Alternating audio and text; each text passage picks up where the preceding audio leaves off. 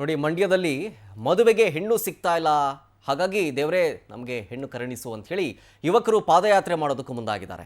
ಮಹದೇಶ್ವರ ಬೆಟ್ಟಕ್ಕೆ ಮಂಡ್ಯದ ಹುಡುಗರು ಕಾಲ್ನಡಿಗೆಯಲ್ಲೇ ಹೋಗೋದಕ್ಕೆ ತೀರ್ಮಾನ ಮಾಡಿದ್ದಾರೆ. 35 ವರ್ಷ ದಾಟ್ತಾ ಇದೆ, ನಮಗೆ ಇನ್ನೂ ಹೆಣ್ಣು ಸಿಕ್ಕಿಲ್ಲ ಅಂಥೇಳಿ ಬೇಗ ಹೆಣ್ಣು ಸಿಗಲಿ ಅಂತ ಮಹದೇಶ್ವರ ಬೆಟ್ಟಕ್ಕೆ ಕಾಲ್ನಡಿಗೆಯ ಮುಖಾಂತರ ಮಂಡ್ಯದ ಹುಡುಗರು ಹೊರಟಿದ್ದಾರೆ.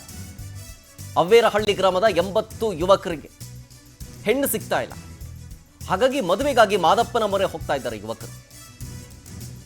ಈ ಹಿಂದೆ ನೀವು ಗಮನಿಸಿರ್ಬೋದು, ಮಳವಳ್ಳಿ ಯುವಕರು ಕೂಡ ಇದೇ ರೀತಿ ಪಾದಯಾತ್ರೆ ಮಾಡಿದ್ರು.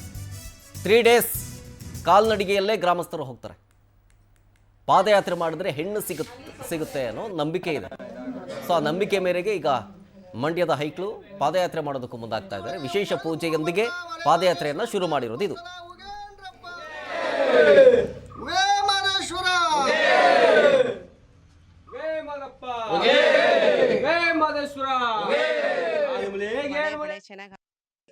ಒಳ್ತು ಮಳೆ ಬೆಳೆ ಚೆನ್ನಾಗಿ ಆಗ್ಬೇಕು.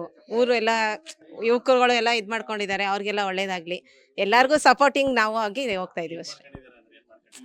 ಮದ್ವೆ ಆಗಿಲ್ಲ, ಬ್ಯಾಚುಲರ್ ಆಗಿದ್ದಾರೆ, ಅವ್ರಿಗೆಲ್ಲ ಒಂದು ಎಲ್ಲಾರ್ಗು ಊರಿನ ಒಳಿತಿಗಾಗಿ ನಾವು ಸ್ವಲ್ಪ ಸಪೋರ್ಟಿಂಗು.